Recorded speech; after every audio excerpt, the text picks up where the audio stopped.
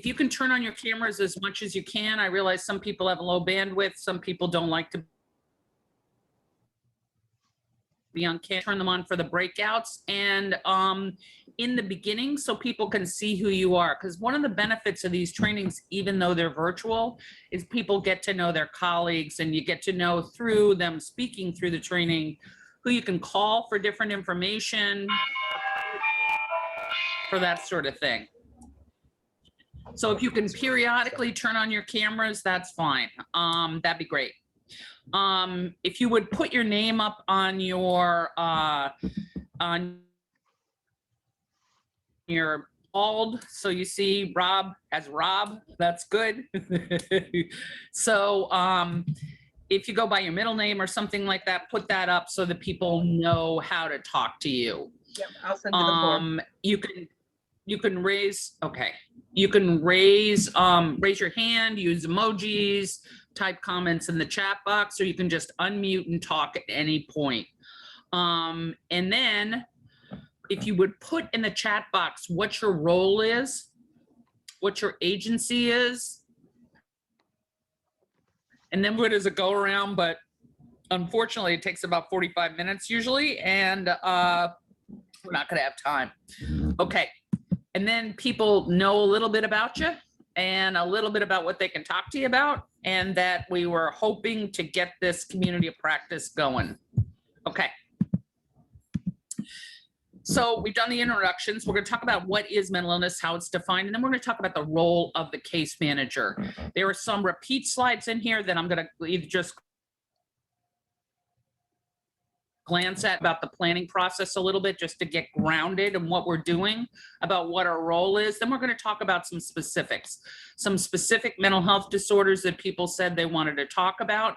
And we're going to talk about the behavioral indications, because that's what we're seeing when we go out and outreach people. We're going to talk a little bit about the risk factors and what can make the situation worse. We're going to talk a little bit about the protective factors, and then we're going to talk about interventions, both for crisis and for work as usual. And then we're going to talk a reality, okay, and crisis planning. So great.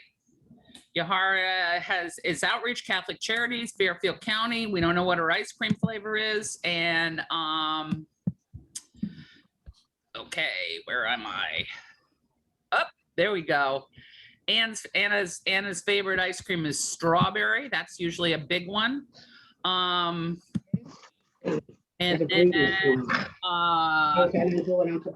Wellen is from Path Homeless. Where people have conversations going on in the background. If you could mute yourself when that goes on. I don't think it should be. It should take Shannon, if you see who that is, maybe we can help them out and mute them. Got it. April Maitland, Program Coordinator at FSC. Great. Okay. Yahara's favorite ice cream is chocolate peanut butter. That's a good one. David at New London Homeless Hospitality. Neapolitan is my, let's see. Olivia Bisante, if I'm mangling your name, feel free to speak up. A case manager at Columbus House likes mint chocolate chip, and chocolate chip is a big one. Lori Whalen, Center for Human Development, Path Outreach, Waterbury, Litchfield County, Rocky Road. So somebody said soft serve ice cream twist. Mm-hmm. So these are good. We're going for comfort food here. Ice cream is particularly when talking about this subject. Okay. So let's talk a little bit about mental illness, right? Mental illness are health conditions. That's important because we're going to talk about stigma later. And they involve changes in emotion, thinking, or behavior, usually a combination of those three things. So those are things that we're going to directly observe. They're associated with distress or problems usually, and functioning in school, work, family activities. So the things, so basically with people functioning to their full role. So whatever their role is, that could include being able to keep themselves safe while on the streets or in a car or in an encampment. That can include their work with you. You see impairments in those roles. So a lot of people have difficulties and changes in behavior, thinking and behaviors. Think COVID, it's very environmental right now. That's the thing that everybody has those changes. But if they fear with the role and cause them distress, that's something we want to think about, right? So it affects the structure of the life of person's life in a significant way. Manager following through on tasks, that's often what you see. And then it can affect anybody. Mental illness doesn't discriminate. It affects everybody. Though treatment, right? Some people have better access to treatment or not. So the behavior may be different for different people. It also ranges. It can be mild symptoms. It can be serious symptoms. Mild could be like a phobia about spiders, right? Is that, it doesn't really interfere. It doesn't cause them severe distress unless they're in a room full of spiders. It's really not a preoccupation. So there we go, right? As opposed to people who are unable to stay anywhere, like a shelter, because they believe that people are shooting rays at them and that they're under siege all the time and they can't tolerate being in the one place. So that they can't tolerate the shelter. That's an example of a more severe mental illness. We're going to talk about risks and we're going to talk about planning, and it's different in the level of mental illness and how much it interferes. The other thing we need to understand is mental illness is stigmatized, and that people don't want to talk about mental illness oftentimes. Sometimes it's cultural. Sometimes it's just, you know, to be part of the community. The other thing is one similar thing that we often see with people with mental illness, whether mild or severe, is they just want to be normal. They want to be accepted. They want, you know, they want the things that everybody wants. So that's a really important thing. And oftentimes that's the trigger so that people might accept a little bit more help. Okay. So if we're talking about the outreach staff, one of the things that we want to do is, number one, we want to engage people wherever they are. And the engagement includes a little bit of an assessment, and we're going to talk about that. It means that we're going to, right? And it may be short-term, it may be long-term. We're eventually going to get to the more long-term things. But just like if a person with mental illness sees that they want to be normal, however they define that, right? They want to have a job. They want to have a girlfriend or boyfriend. I want to be normal just like anybody else. Oftentimes, that's the way that people can see their symptoms as interfering, right? So we're going for motivation here. We're going for other things. We help people connect to resources. Once again, this is a functioning tool that we're going to look at. We help people get services they need. We help people connect to area that we're going to look at about how it interferes with functioning. Just like what we said about substance use, right? If it doesn't interfere with people's functioning, no one would care. But often it does. So we're going to look at mental illness the same way. Is how does it interfere? And then we're going to, part of this is one of our jobs is helping people plan for the future, maintaining housing, maintaining a safe place in the community, identifying resources to reach their goals. And that part of this, the trip to this, may include symptoms of mental illness that interfere with that. So part of our job here, and I'm going to go through this pretty quickly because we went through it, is to engage people. And that this is often a challenge with people with mental illness, but we want to listen to the person's story. We want to be supportive. We want to talk about this. And we're going to talk about the group of symptoms that usually fall under different diagnostic categories and how we can do. I said, we've been through this before, so we're not going to spend a long time on it. Trust is important. Part of that comes from listening and establishing a structure of the relationship. And that's very important. Something people can count on and feel safe within. What are we going to do and how can we help them? Because people's functioning is affected by how clearly they see the expectations. So that we're going to really think about that. We're also going to get part of this assessment is to figure out what their previous experience has been, both in treatment, in mental health, how it interfered before. And we're going to set the tone of future work, which is lowering the judgment and just listening to people and how they perceive their life. So assessment is a process, not an event. We talked about stigma a minute ago, right? People are going to resist talking about mental illness. You probably see some people reported, you ask them if they have mental illness, you can see from their behaviors that it looks like they might have mental illness, but they say, no, no, never, right? Part of that is a reluctance to share that because of unpleasant outcomes that have come out of them sharing it before. Part of it may also be shame and may also be a real desire for it to go away. But those are important information that we want to see. So how people talk about it is important. We want to also see how progress in the assessment will deepen. As we see how people address challenges, we need to remember that problem solving and coping skills are major protective factors for all types of mental illness. So it's important to get sort of a baseline and figure out how people are doing these things and how people are approaching tasks. So this is an observation part. So that we're going to update them. We're going to consultation with other staff, because other staff who see this person or other community resources or family members or supports that they have are going to see this person differently. It all falls into how we're figuring out how to approach this person.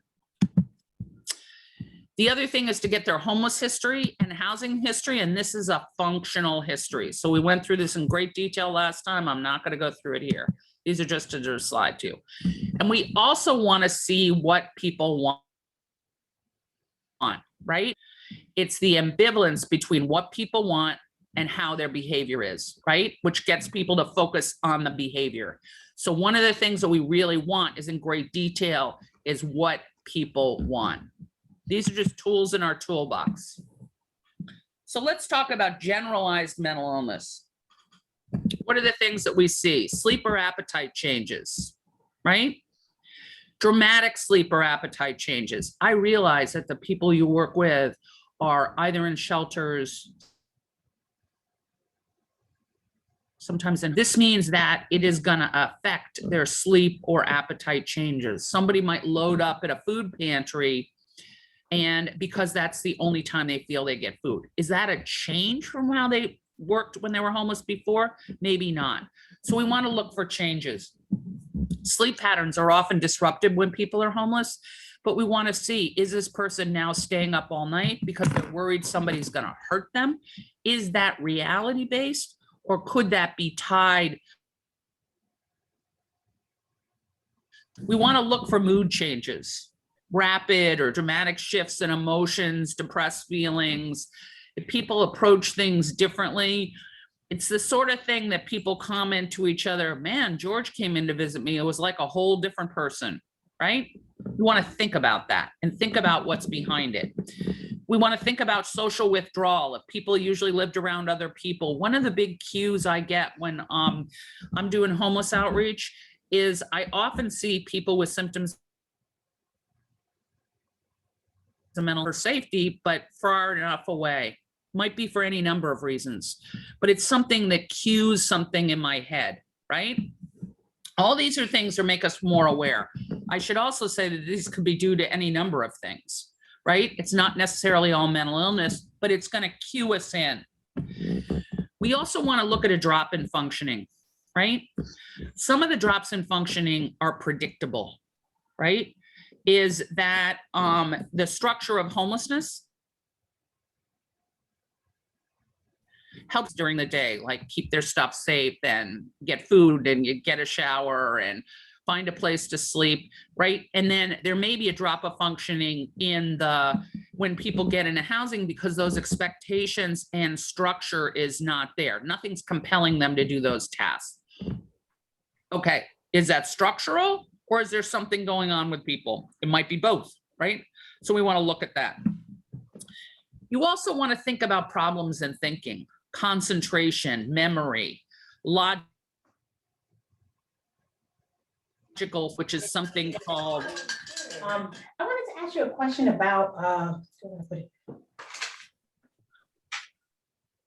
Okay, you trying to ask us this question, or is this somebody? Okay, so I put this thing on my neck in the summer because it makes me break out. So when it gets. Okay, let's mute. Okay. I'm hoping that wasn't for me. Okay, so one of the things that we want to do is really pay attention to that.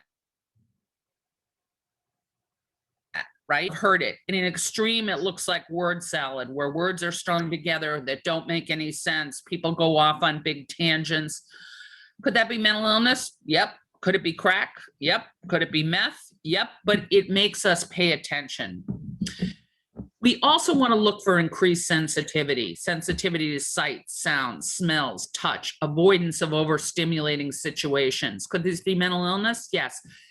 Keep in mind, these are key indicators of trauma as well, which a lot of people are involved in. It also, you might hear the words flat affect, where nothing seems to penetrate, right? Or any kind of affect or facial expressions.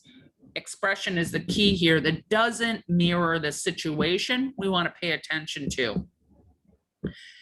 The other thing is there's another one, and this is a little more unusual. It's a little more difficult to tease out. It's feeling disconnected, feeling like it's not really happening to me, is talking about themselves. It's an interesting thing. It's a little harder to tease out. It's a little less usual.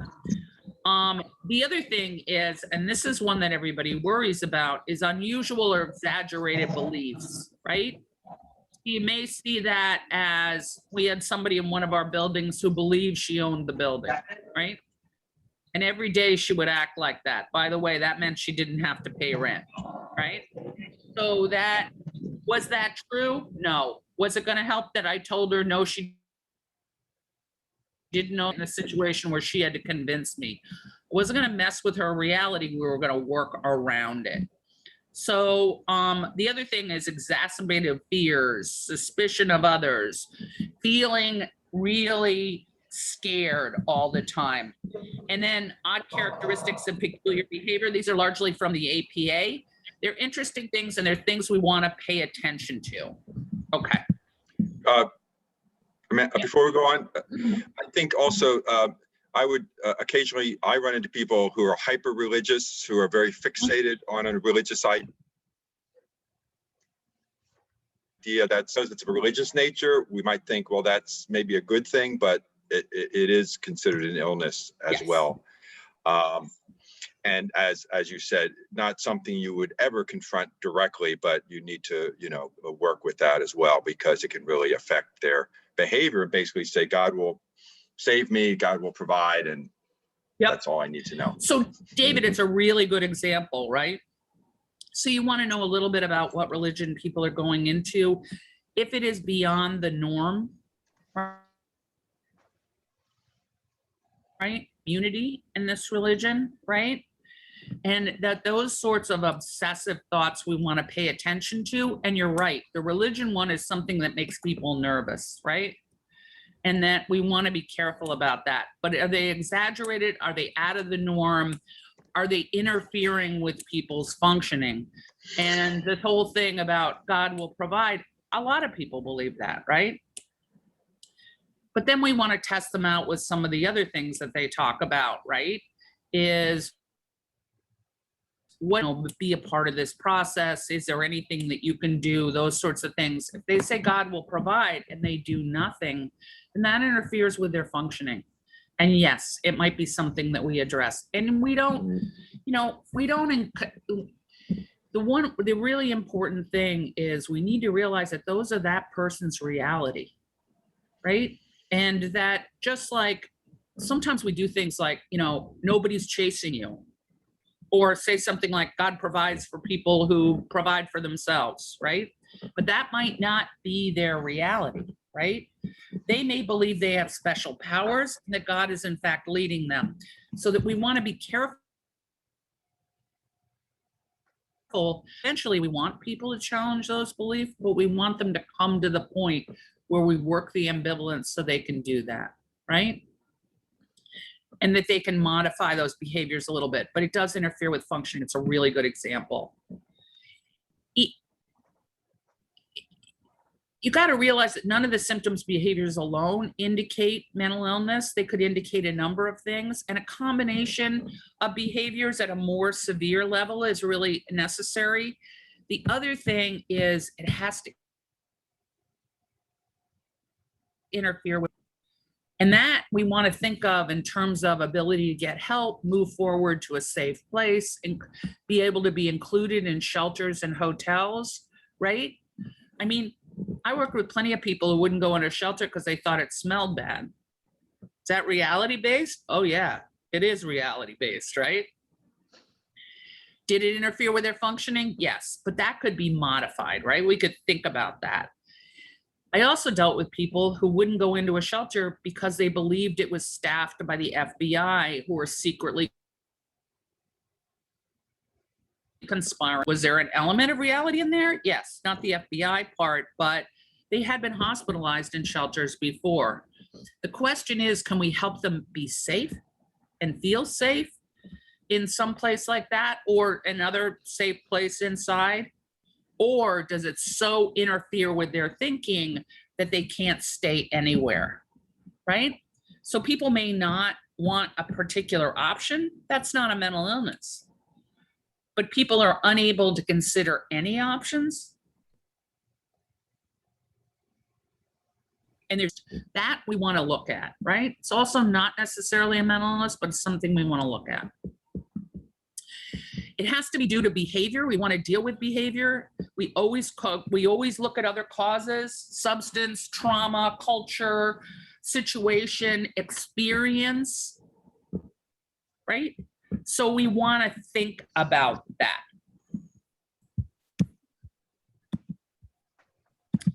So let's talk about a little bit about some specifics here. All right. So I'm going to talk a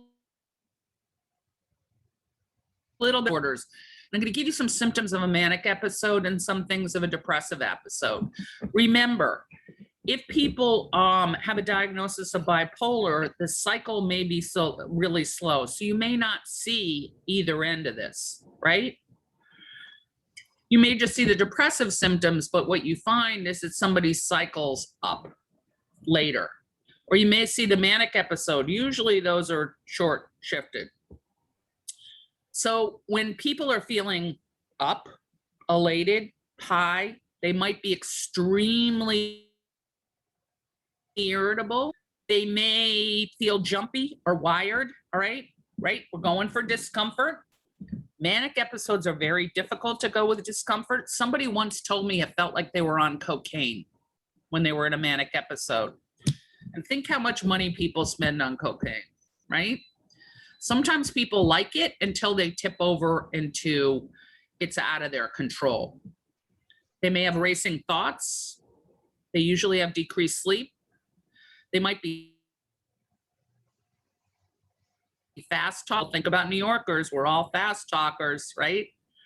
But it's a change. They start to talk fast all of a sudden. They may have something called flight of ideas.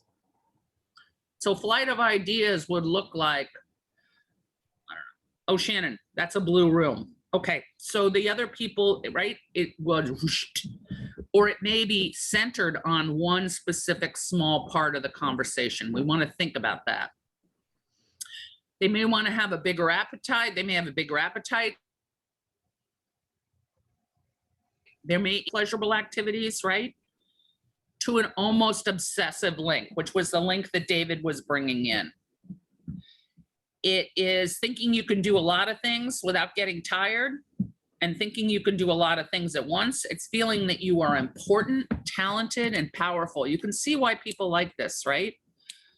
One of the big things that we found with people who would have a manic episode or who were bipolar, had depression, they wanted treatment for the depression. They were more reluctant to get treatment for the mania. And you can see why, right? So why am I telling you all of this? Because they're all going to factor into what we're doing, which is make a plan here. When people are depressed, remember we talked about affect and facial expressions. People tend to have more of a flat affect, right? They are less reactive to what they are engaged in and what you were talking about. Sometimes not reactive at all. They may feel down, sad, opposite things, but there's some sort of thing as an agitated depression where people are anxious, but also feeling down. They can feel restless, they can feel down, they can have trouble concentrating or making decisions. A lot of times when people have depressive symptoms, they'll lose their train of thought or they'll give up in the middle. Think about this. They might have trouble falling asleep, waking too early. There's sleep disturbances with this. Once again, people are homeless. They may talk really slowly. They may feel like you have nothing to say or you're forgetting a lot. It may be hard, right? It's the train of thought. Have a conversation and see where it goes. They may have a lack of interest in all activities. The other thing is a lot of times hope is gone and people can't even feel pleasure in activities that they've seen before, right? So that,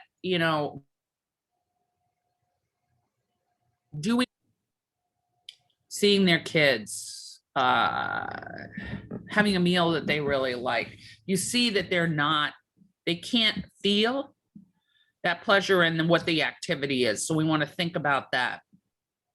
People often have trouble with tasks, right? So we're still thinking about the functioning in almost all activities. It's hard for them to complete the task. It's hard for them to get into the task. And if they're feeling hopeless, worthless, suicidality can be part of both of these affective disorders. I realize I'm narrowing this down a lot, but largely it's because we only have an hour and a half and I really want to focus on the role. So these things are all factor into what we're figuring out and part of the assessment, right? We want to notice these behaviors. Okay. So what can we do? What helps? Number one, connecting people to treatment. One of the things that you guys should know is affective disorders, hopeful connections to treatment. Medications really work and they work fairly quickly, as compared to other affective disorders. Not immediately, but they work fairly quickly. We want to ask them what's helped before, right? A lot of the people that we work with who are homeless have had bad experiences with the psychiatric establishment. But within those bad experiences are usually something that was helpful a little bit or something that so that people can identify that. If you have any trusted treatment providers and you want to find out what helped. Did they ever connect with anybody? What really helped you? Who has really helped you? We want to talk about connection to services as an option. And we also want to be clear about medications, right? Here's the other thing. When we're connecting to treatment providers, we don't want to go in with a diagnosis. I used to do this all the time, and the doctors would say, come back and see me, which used to make me completely crazy. So basically what we want to describe is the behaviors, right? What are the behaviors we see? We know which behaviors are associated with different kinds of disorders. We want to describe the behaviors, and we want to get people to describe their behavior, right? We want to also connect people to support and community. People can make a connection with somebody, with us, with somebody in the community, with somebody. This connection is a protective factor. not only for getting help with a mental illness, but also when they get into a risk situation, that's going to help them with that. For instance, suicidality. A connection is a risk, is a protective factor. We're going to offer some help to get on a schedule, right?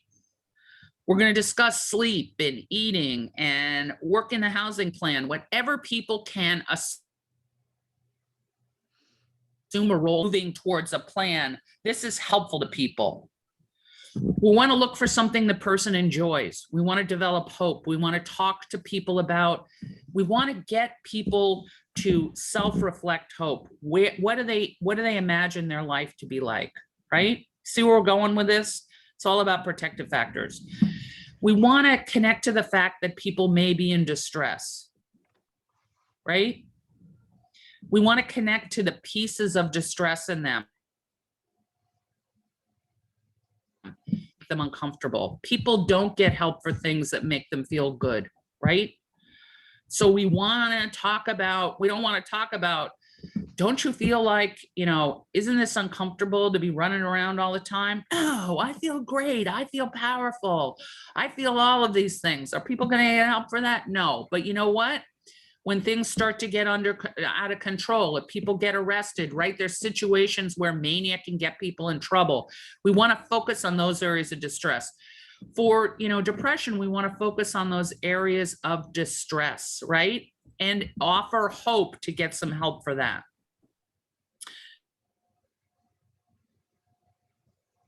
Affective disorders can include, in most severe stages, psychotic symptoms, which is a break with reality, right? We're going to talk about psychosis a lot in a minute. So we want to think about, we want to watch for those things that were risky. They can also put people at risk of suicidality, both mania and depression. And they can also include unsafe behaviors, right? Is that people put themselves at risk because of these behavior. Think about that. We want to closely monitor this. We're still working on our assessment. We're still working on hooking people up to these protective factors. They can also, both of these can increase people's use of drugs and alcohol, sometimes to magnify the feeling, sometimes to do what I would refer to as self-medicate. We've heard a lot of people who, let's say, are in mania, and when they feel they're getting too sort of speeded up, they might smoke. For that is to take the top off. We can use that. We want to talk about how they're using drugs and alcohol and see if we can use that. Okay. So let's talk a little bit about psychotic behavior, and we're going to go through the risk factors. I don't know what I did here. Oops, okay, sorry. This thing got away from me. All right. So what are the behavioral signs of it? We talked about that. Trouble thinking clearly or concentrating. So sometimes you will see that in people, right? It could mean that there's a delusion in the background. It could mean that they're having hallucinations. By the way, auditory hallucinations are much more common. Visual hallucinations are somewhat rare. You can usually tell if somebody's hearing voices because their eyes will flick when you're talking to them. And we also need to remember that those voices are really, people can be suspicious. They can have paranoid ideas. They can be very uneasy around each other. I think that you guys know what that looks like.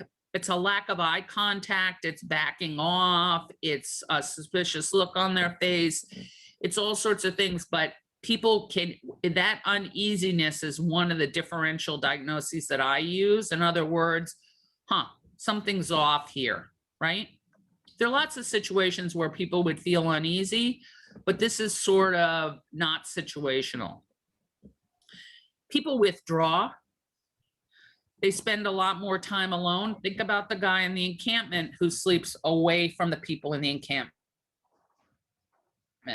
Having other people around brings safety, but they have to be far enough away. It may be all sorts of reasons.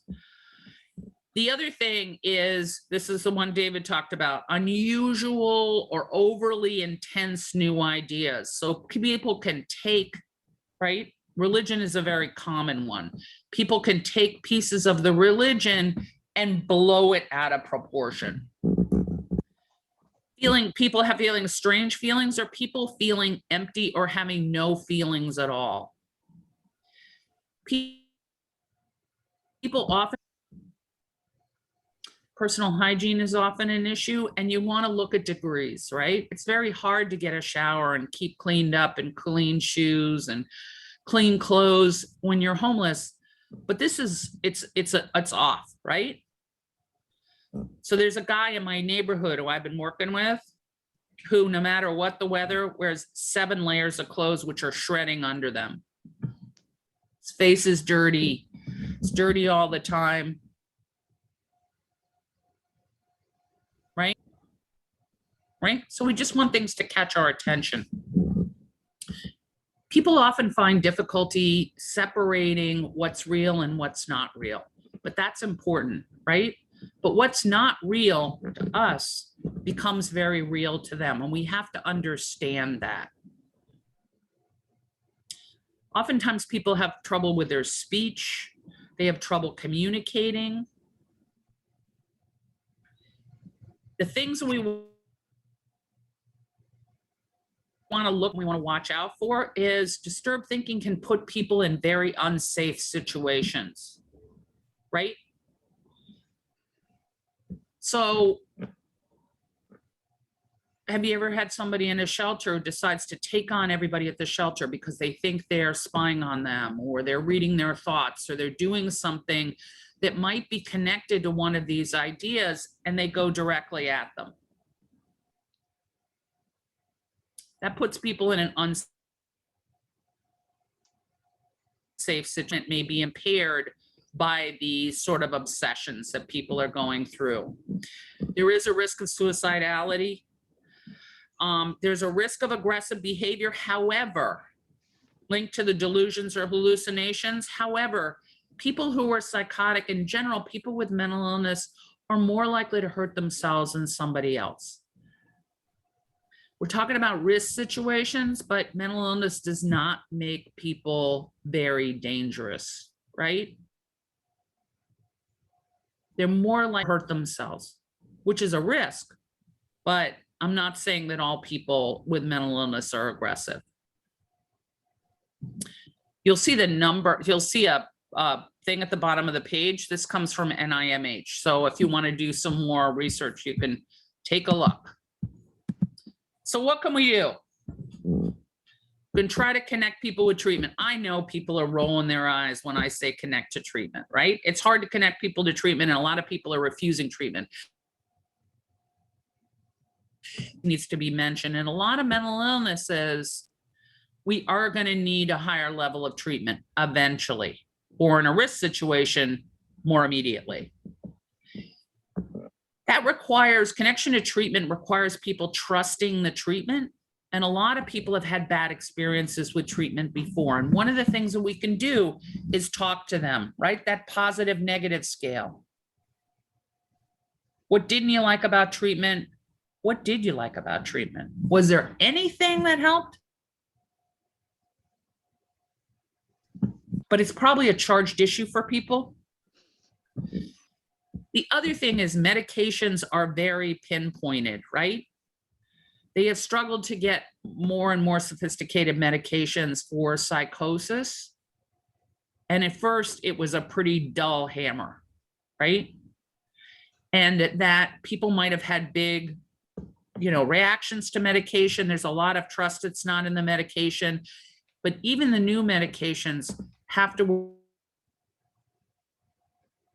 work for the individual. Initially on medications, they have to be adjusted.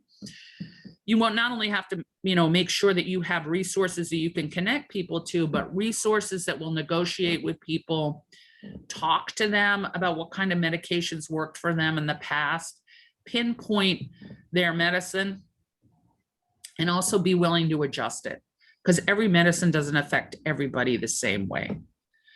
Also, who understands the health risks, particularly of a homeless population, so can titrate. Words that I use are in my head. We want the best psychopharmacologist. Best psychiatrist is the best psychopharmacologist we can find. And you want to talk to other people about who they've referred people to and how it's worked out. But they also have to be willing to negotiate. We also want to teach problem-solving skills. We want to provide support for the person, and that we want to provide support for the person. What do I mean by that? Oftentimes, right, we're talking about discomfort here. Oftentimes, the process is terrifying to people. We want to connect to the feeling. We don't want to convince people that it's not real, because it is real to them. We want to say things like, wow, okay, that seems really scary. What would make you feel safe? Not that nobody's shooting rays at you. If I say that, what are they going to say? Get away from me, right? You don't understand, right? You want to connect to the feeling that's behind it. You don't feel safe. If you don't feel safe, that's a problem. What would help with that? We want to give people a breather. We want to go for some comfort. We want to help people try things, because then they can compare their behavior to what else we're offering them. The last thing we want to do here is a reality check, right? Because our reality and their reality is different. The plan, we want to give people an opportunity to have success. Small successes are really important. If we can increase people's functioning and we can give people credit for that, they're going to want that. And we're going to always assess the safety risks, and there are many. So let's talk about this a little bit. We're going to break people out. Shannon's going to put these questions in the chat box. So I want you to think about others.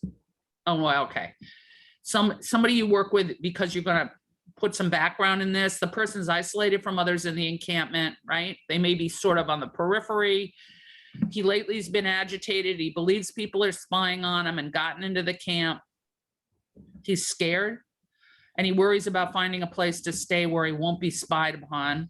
So you want to discuss this with your team and report back on 2 interventions to engage people in the process and increase protective factors.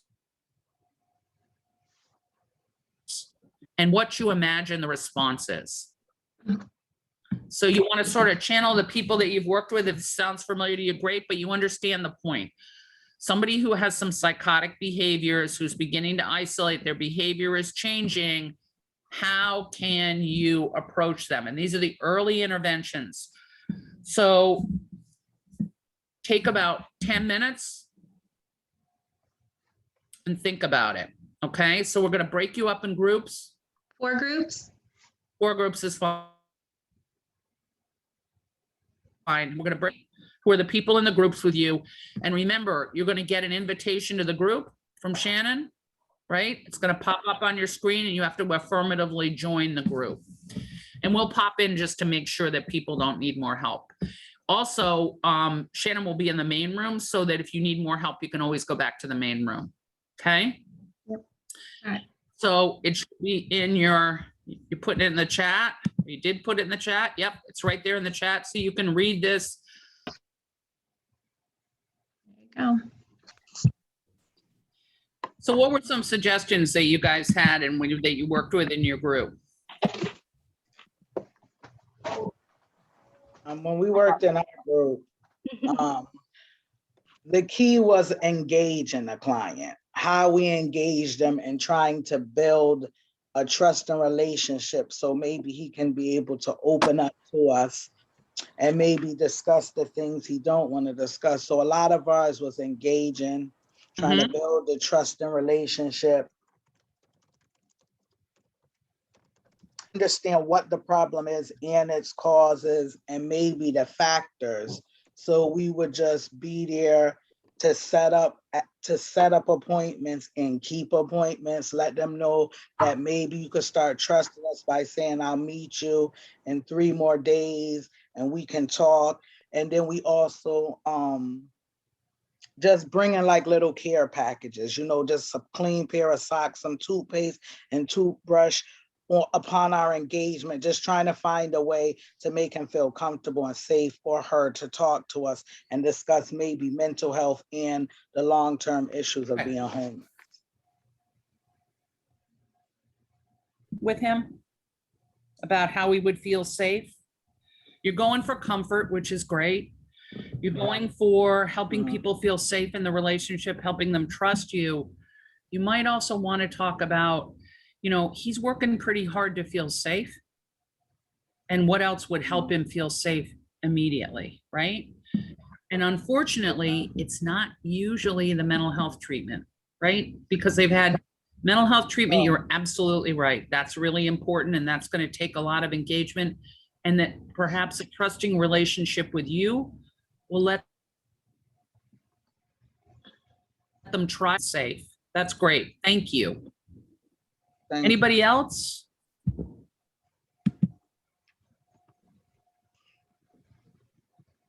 Rob, David, Sure. I know you guys have something to say. Go ahead.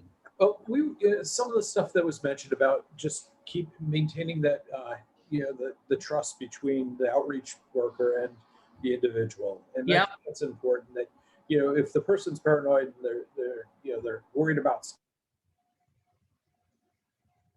spies, the mental health piece, getting that addressed is probably a long range. It's the long game. Yeah. It's the long range Yeah. goal. You want to help them just stay safe in the time that they're there, but also to look at maybe what would help them feel safe, Yeah. and flush that out. Whether if there's an option of going, looking at other opportunities, maybe it's family, or even consider a shelter. I mean, a lot of people have written them off, but I think as our shelter system's changing, it's getting better. It's there, but really to keep that engagement is critical, because otherwise it's going to be hard to just get any progress. Rob, it's a going forward. really good point. And I think that, helping people identify where they feel safe. Sometimes people will consider a shelter. It was always a shock to me. But sometimes people have felt safe in a shelter. And if we can get them to describe, as you said, exactly what made them feel safe, maybe we can help them seek out that. And you're also, as she said, I mean, it's all about the trusting relationship. It's really good. Nobody thought, go ahead. Let me just one quick thing. It was some people that we've had struggled who lived outside for a long time. We've also offered them to come in, just take a quick tour of our shelter, just see how things have changed and how they are, so that they can make an informed decision. That's a really good, I mean, that's a skill building skill, right? We're providing the education, and then we're helping them make, a critical decision. That's a really good point. Hey, Will, you said you were just about to say, thank you, Rob. Oh, no, just going to agree with Rob and David. The personal experience I had was actually not with a client claiming that someone was spying, but that someone was spraying everywhere she was going, whether it be a shelter or the warming center. The staff, the hotel staff, the warming center staff, we were all spraying her belongings.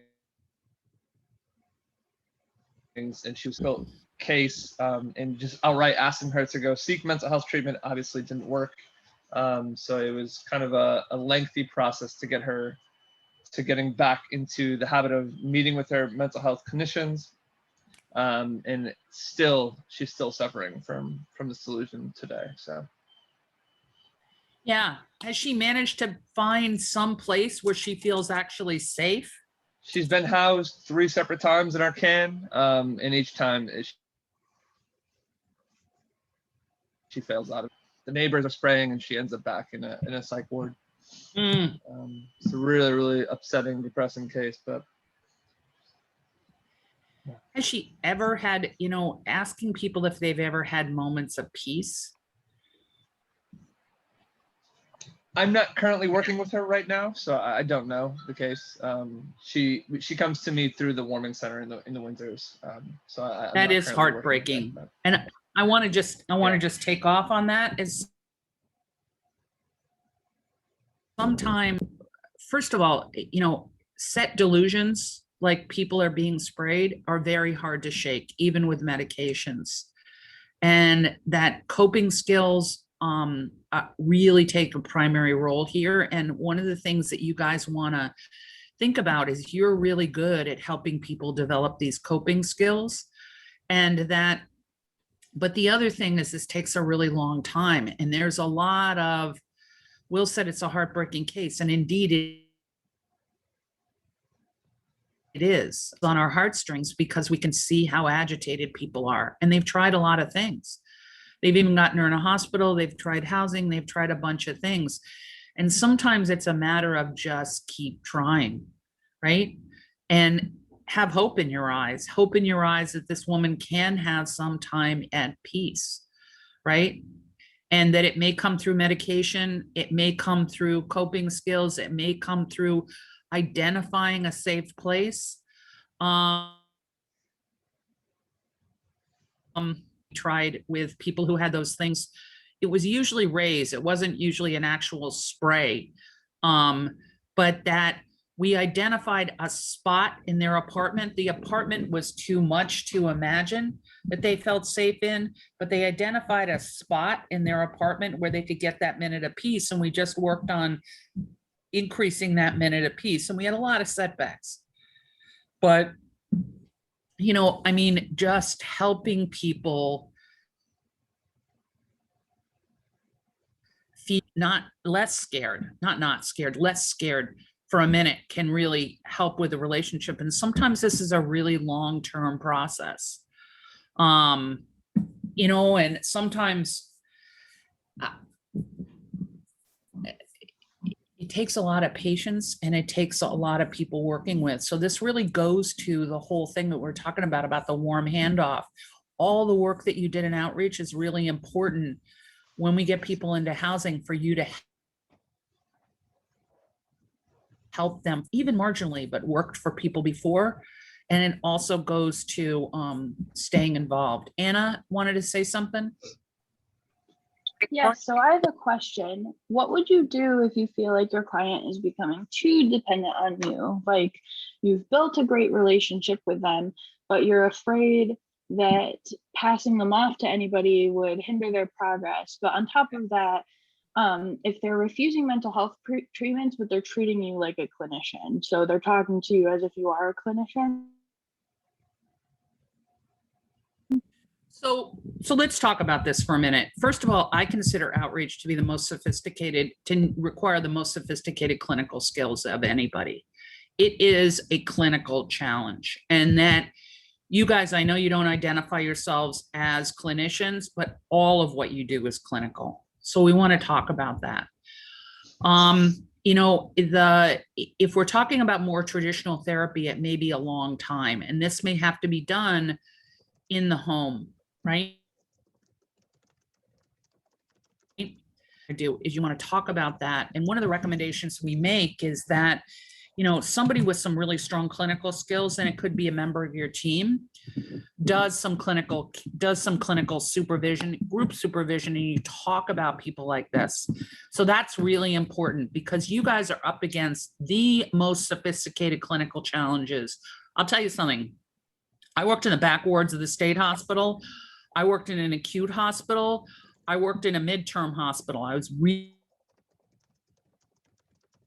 really and I had not dealt with the depth of the behavior and the feelings and frankly the mental illness that I did in outreach. So it just really makes me mad that this outreach tends to be the least resourced, but really the front line in dealing with this. And I admire all of you guys because it's a tough job. And you know what? You are who bring people into this. Probably the person that people would identify as helping the most. And this goes to your question about, you know, too connected to you. Of course, they're too connected to you. I will also tell you that, you know, if you're the first person that they have been helped by, that's really important. So that we want to really pay attention to that. But the other thing is you don't want to be the nexus of people's lives. So one of the things that we do, increase functioning and give people credit for skills. We want to do a lot of skill building and we want people to do things more independently. We also want to take the pieces of the relationship with us that they value and help them connect to a network of care that can do some of those things as well. And sometimes it's a slower process than others.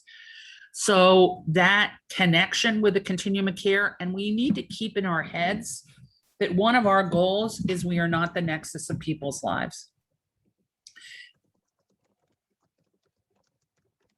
We also don't, but we also want to do and talk to people about the warm handoff process where the client themselves and us presents what people need. And that a lot of times the process of working with an outreach worker helps people identify what they want in their next worker and how they want to work together. And that's really important to transfer in a warm handoff. So it's a combination of all these things we've been talking about is to help people do that. And look, you know what? All of us have people in our lives who sometimes we identified as really had our backs, or it could be a parent, could be a family member, could be a friend, who we always sort of compare relationships about. And that a lot of times you are that for the person. And a lot of times it's the first person who ever gave us the feeling that we could do things, right? That we were capable, that we could move. And that's a really important connection. We want to be aware of that connection. We want to be aware of the pieces of that connection. And we want to really focus on how to transfer that connection.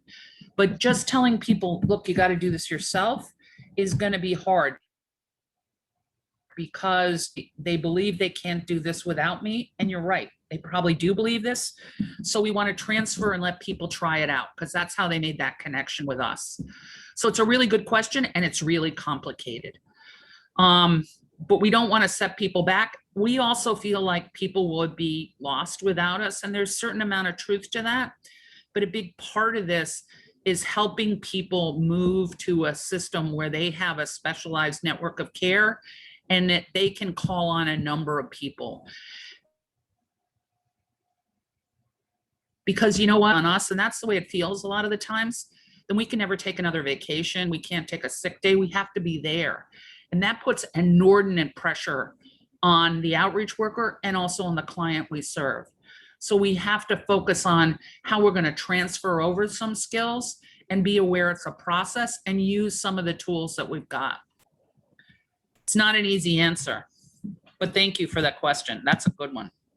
Okay, I'm going to move towards, all right. I want to talk a little bit about usually code for impossible, right? I got to say that a lot of people think are borderline personality disorder, including me, are usually not, right? It might be situational. It might be, you know, substance related. It might be trauma. It might be a lot of things.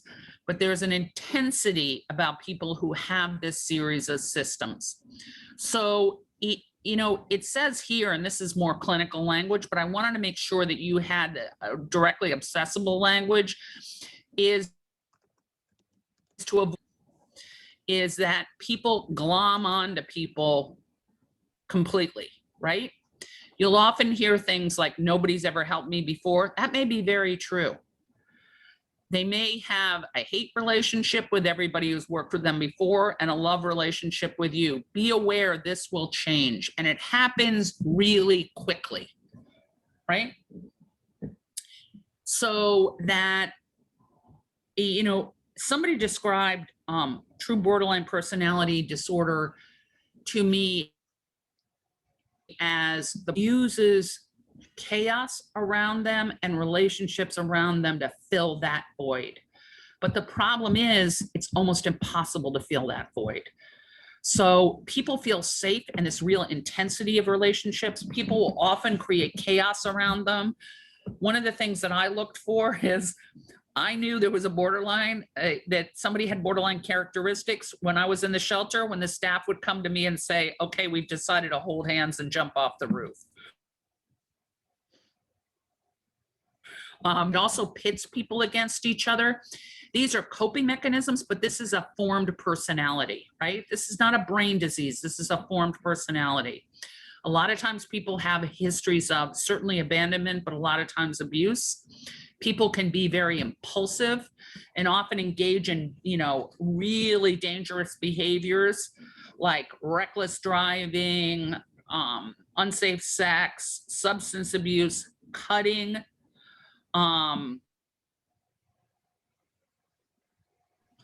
to make themselves feel whole. People often have recurring thoughts of suicidal behavior and often use that. I used to think of it as almost weaponized. So people would say, you know, you weren't there for me, I'm going to hurt myself. And I would think, oh my God, you know, the natural thing to think about that is that they're doing this to get you to do something. That's part of it. That's the suicidal thoughts are very real to them. So we want to take that into account and we want to take them seriously. People often have really high intensity and then really low intensity. They change their moods quickly and that people feel empty. We need to remember that. Oftentimes you'll see anger, you'll see a lot of things that feelings are very intense. People oftentimes have difficulty trust as they will make a bond with person instantly. The other thing that I see with people with borderline personality disorder traits is that they will often glom onto the person in charge. So they want to work with a boss all the time. That's something that gets my radar up. They often see themselves in the second person, like they're observing from the outside. These are traits that could be due to any number of things. They don't necessarily. There are a collection of traits that oftentimes should get on our radar and think about what we do. One of the most important things to do is get your act together as a team.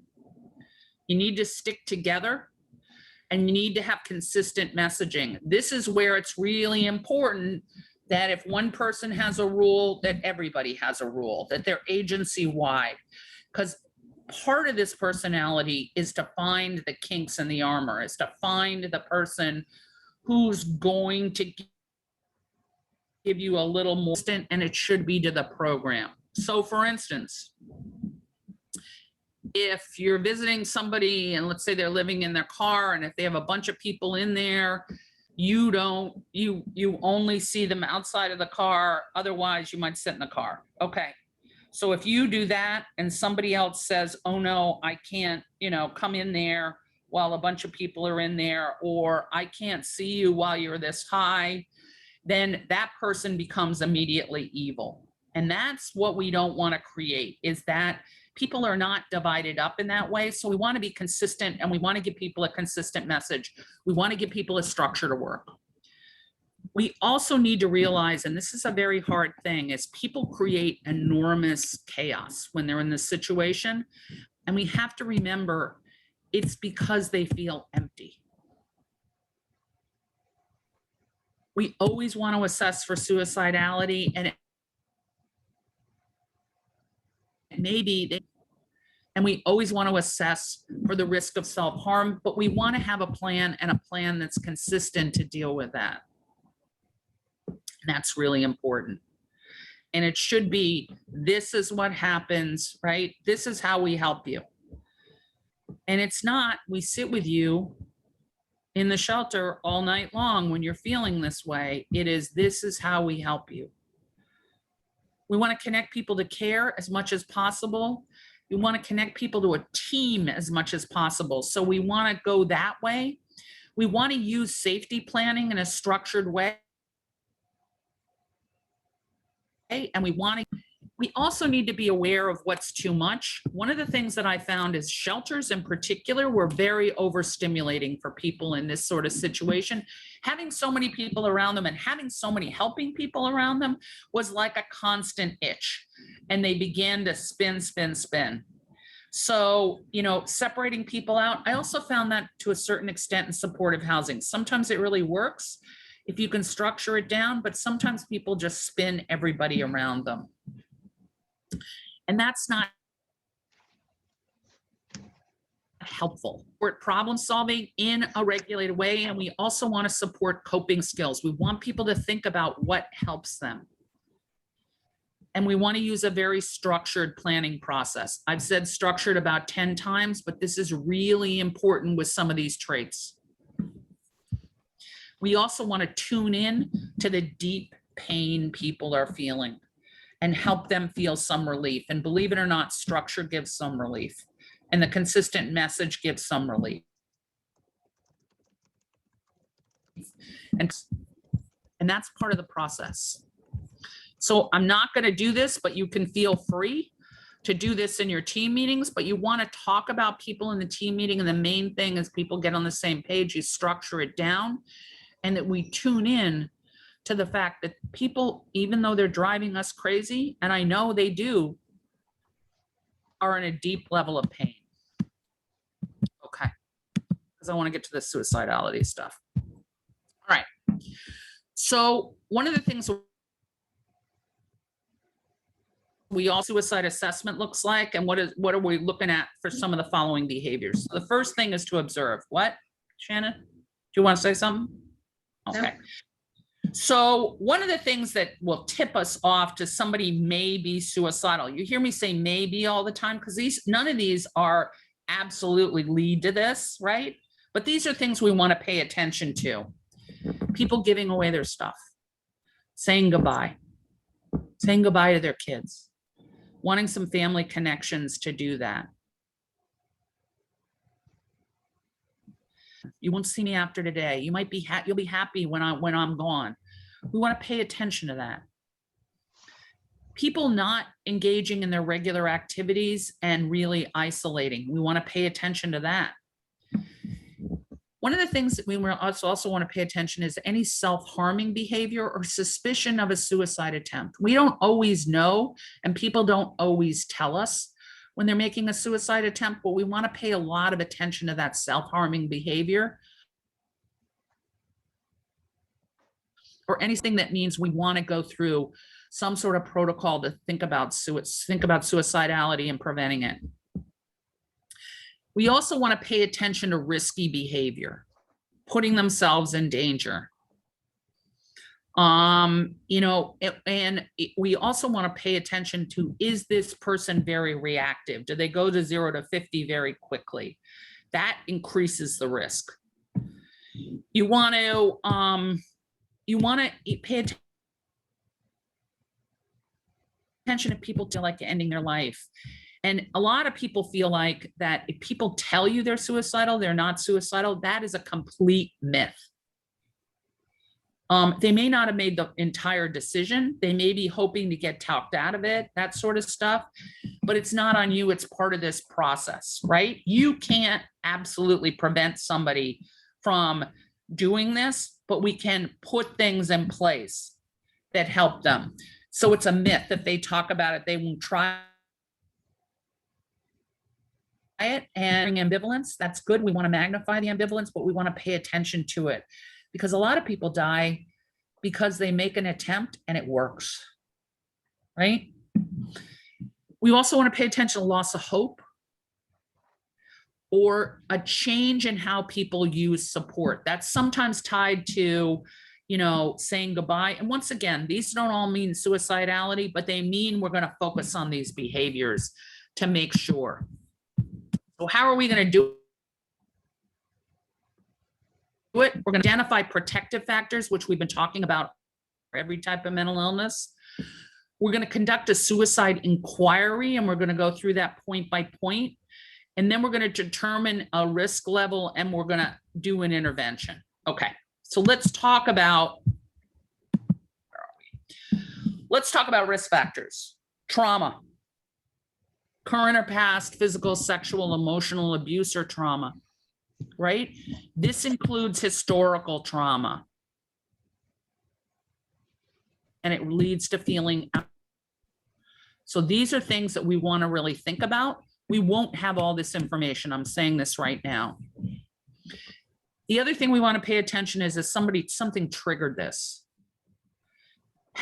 People have been put in a position where they feel out of control, where they feel, you know, humiliation, despair, loss. These are all risk factors. The other thing is what we talked about is ideation, people talking about suicide. What's the severity? And we're going to talk about that inquiry about death or ending the life. Is it a preoccupation? We want to know about their medical health. I realize you won't have all of this, but we want to pay attention to these things as we get this information and seek this information out from other people that have worked with them or anything we have, or from the person's own story. Want to pay attention to mental health, chemical health, substance abuse. We want to know if people have tried this before, failed attempts. If people close to them, including family members, have had a history of suicide. I'm not saying it's genetic.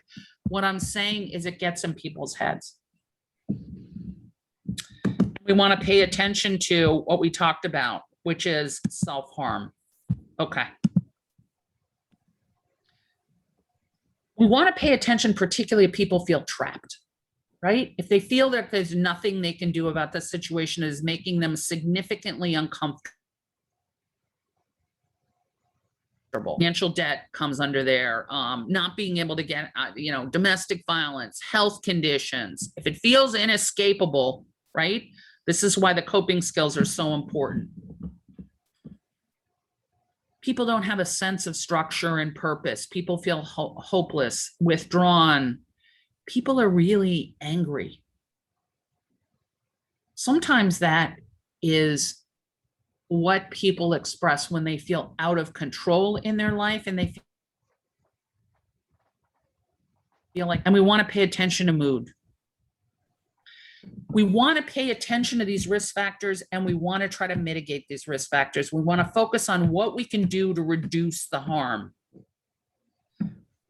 What's movable, what's modifiable, what's changeable. It's the same things you've done when we were discussing people with psychotic disorders. We want to give people some control, and we want to help them with coping and problem solving. It's exactly.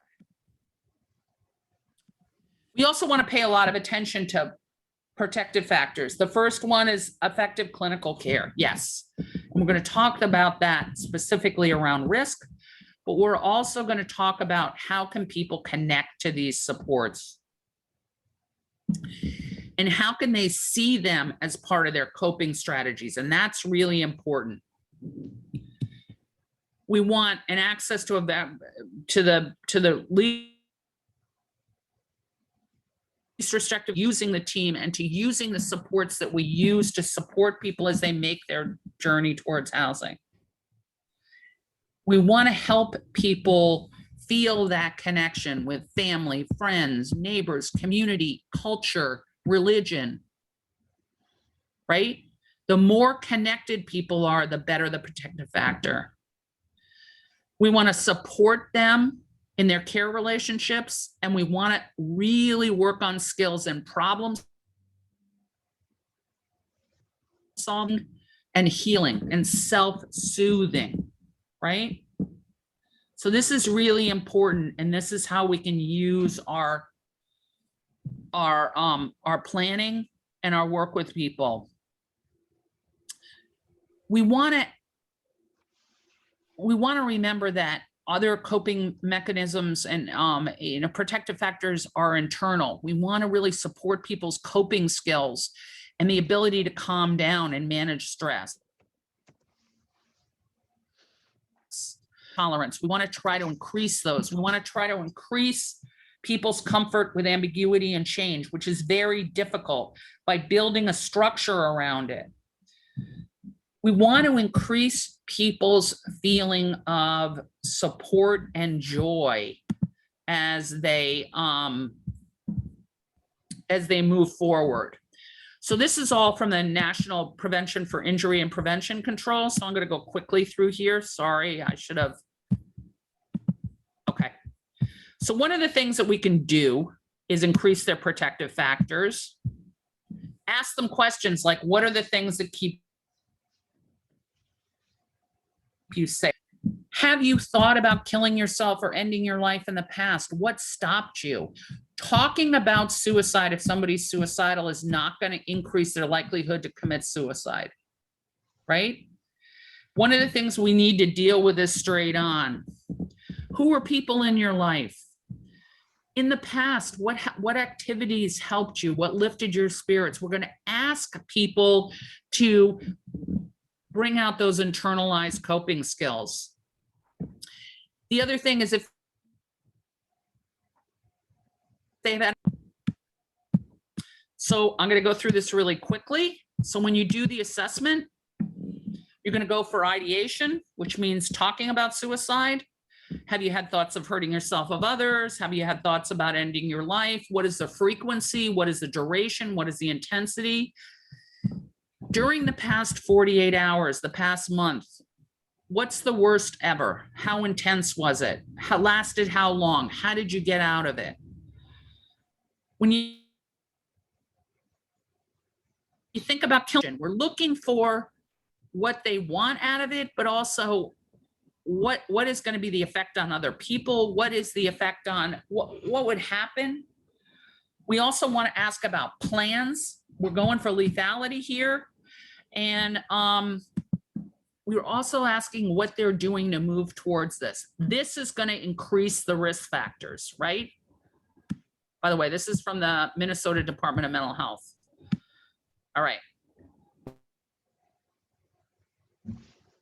About past attempts, rehearsals, those sorts of things, because people do rehearse. We're going to ask about access. Do they have access to a noose, a loaded gun, measuring, substance, that sort of thing? We're going to ask about self-harm. We're going to ask about paranoid thoughts, hallucinations. We're trying to figure out where to go. Have you done anything to hurt yourself?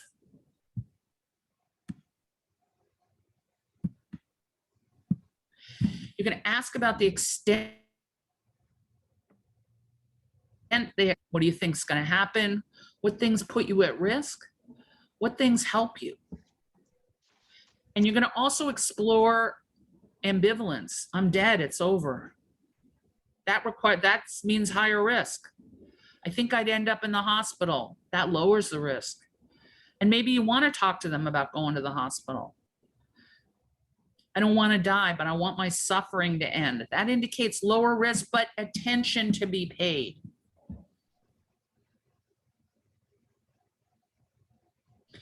So you're going to assess the risk level, and then you want to consult always with your supervisor, right? You always want a couple of eyes on this because suicide is very high risk. You want to look at the presence of risk factors. You want to look at the presence of protective factors. You want to assess if this is an emergency situation. If this is imminent, you always want to call your supervisor, get another eye on it. You want to get people to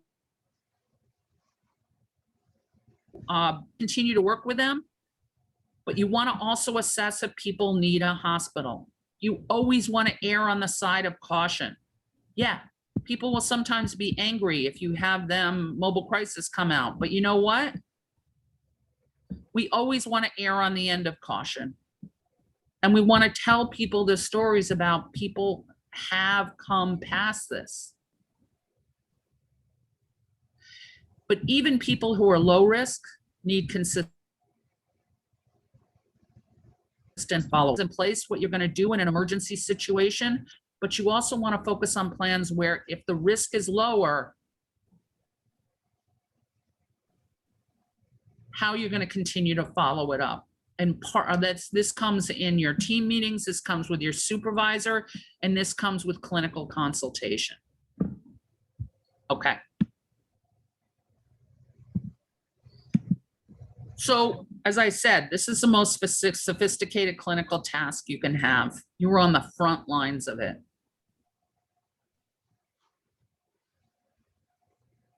You did, and use it. And you also provide a lot of the protective factors and linking people to the resources, core, and all of this dealing with mental illness is problem solving, coping skills, support, and feeling hope. Those are all things you specialize in. There's a lot we can do, but also don't hesitate to ask for help if you need it. And that's where we're going to close it up. People have comments, questions? We still got you guys? We're still here. We're here. I just want to know, are we going in person soon? I'm so over Zoom. I don't blame you. I don't blame I'm you. so over. I rather this in person. We interact better. It just seems more meaningful when we're in person. And there's more time for it. And you're right. Yes. I crammed Yes. too much stuff in this because this is what people wanted. And But when are we going back? You think soon or no? I think fall. I think fall. Okay. Okay. I think fall. Particularly since, but I Okay. hear you. All right, y'all. I thank you very much for coming to this. I'm sorry I tried to cram probably too much in. And I too echo, I hope we go back in person at some point. And will we get some of these Yes, slides? you'll get them Andrea? all. Will we get some You'll of get them these? all. They're Okay. also in the chat All right. box. And they're on the website Okay, already. thank you. On Yeah. the trainings page. Okay. Okay, thank Thanks, you. you guys. Thank you.